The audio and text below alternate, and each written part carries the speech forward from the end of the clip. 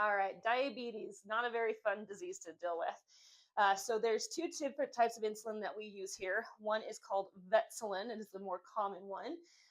This is good for 42 days after you puncture the top of it. After that, it is no good per the manufacturer. To make sure that this is all mixed up, you have to shake Vetsulin. You have to mix that up, or else it's not good. Prozinc is one where you have to roll it. You cannot shake it, or else it breaks up the molecules and makes it ineffective. This is good for 60 days after opening and puncturing it with that. For both of these insulins, you want to use a U40 syringe. So one thing is with diabetic animals, you want to make sure that they are eating when you administer the medication, because they can make them hypoglycemic where their sugars decrease for that. I personally have a diabetic, and I will usually give her shot about halfway to 3/4 away with her being done with her food for that.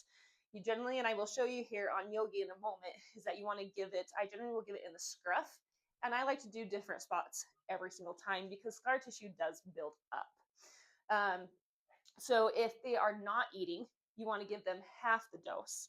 My dog gets 10 units. So if she does not eat or doesn't eat her full food, then I do 5 units for that. If it's more than 2 times, give us a call and let us know. So it's 12 hours apart for that. It kind of rules your life with your pet with diabetes.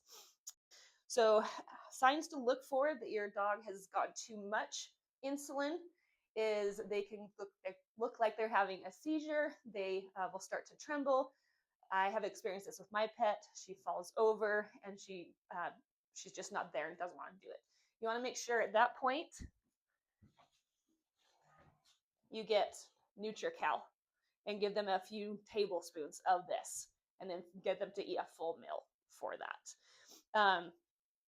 All right, so if you go and you're giving the medication and some of it comes out of the pet, you do not want to give more because you cannot be sure how much medication actually got into the pet. All right, so Mr. Yogi is going to help demonstrate how to do our Vetsulin. We're not actually going to give him any because it's not his time just yet. We're just doing some sterile water. Okay. So I find if you pull back on the syringe so there is some air in there first, and then say this is the insulin, I push it up first, and then I'll pull back. And I'll go to my 10 units, even if a little pass, make sure there's no air bubbles, and then go up to that 10 unit. All right, so to give that medication for them, I try and generally go into the scruff where they have more skin. Again, you don't want to do the same spot every time because you don't want to build up that scar tissue because it can hurt. So you're going to take that lid off. You're going to find a spot where you can just put get a little bit of a V right here, and then you're going to push it in, pull back just a titch, make sure you don't have any little like blood in there, and then go ahead and give that medication and give it a little rub. And that, in essence, is diabetes.